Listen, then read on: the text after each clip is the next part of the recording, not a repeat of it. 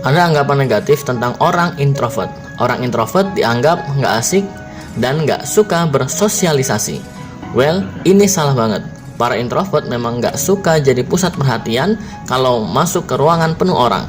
Tapi bukan berarti introvert itu tidak asik ataupun nggak suka bersosialisasi. Introvert punya sederetan kelebihan unik yang nggak dimiliki yang lain.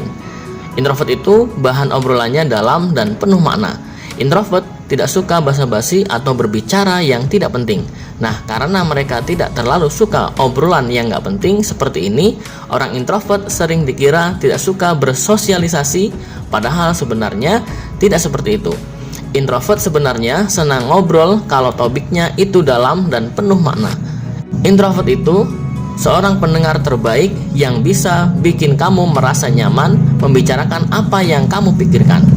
Introvert itu seperti detektif. Introvert bukan sekedar seorang diam tanpa alasan. Waktu mereka diam, mereka sebenarnya sedang mengamati sekeliling dan lawan bicaranya. Waktu kamu dan teman-teman sedang asyik ngobrolin gebetan, introvert sebenarnya sedang mengamati dan mendengarkan walaupun dia tidak ngomong apa-apa.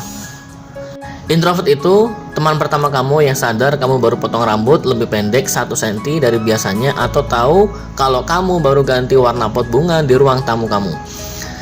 Karena mereka jeli soal mengamati, mereka juga orang yang paling cepat menemukan kekurangan atau kelemahan dalam sebuah ide. Introvert itu nggak bisa langsung nyaman ketika di situasi atau lingkungan baru. Maka dari itu, yang membuat seorang introvert berusaha mengamati dan mengingat apa yang ada di sekitar mereka supaya mereka bisa nyaman ketika berinteraksi di sana. Introvert lebih suka menganalisa apa yang terjadi di sekitar mereka, bukannya fokus ke rumor yang belum tentu benar. Jadi, ketika suara introvert sudah bersuara, pendapat mereka itu biasanya berbobot banget karena udah melalui proses analisa yang mendalam. Pemimpin yang luar biasa. Gimana mungkin seorang introvert yang gak suka banyak interaksi sama orang bisa jadi pemimpin yang tugasnya memimpin orang? Survei membuktikan gak semua pemimpin hebat itu ekstrovert.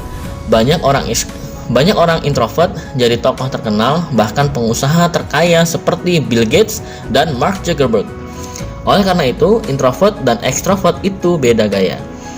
Kalau jadi pemimpin, seorang bos ekstrovert bakalan menggunakan talenta mereka yang gemar bergaul sama orang untuk menarik dan memimpin orang. Sedangkan bos introvert itu tidak banyak bicara dan menggunakan kemampuan mengamati. Buat mengamati bawahannya dari situasi sehingga mereka tahu apa yang terbaik buat bawahan dan situasi mereka. Bos introvert itu tidak bakal ngomong tanpa tujuan jelas. Bos introvert hanya akan membuka mulut untuk membantu dan mengarahkan bawahannya.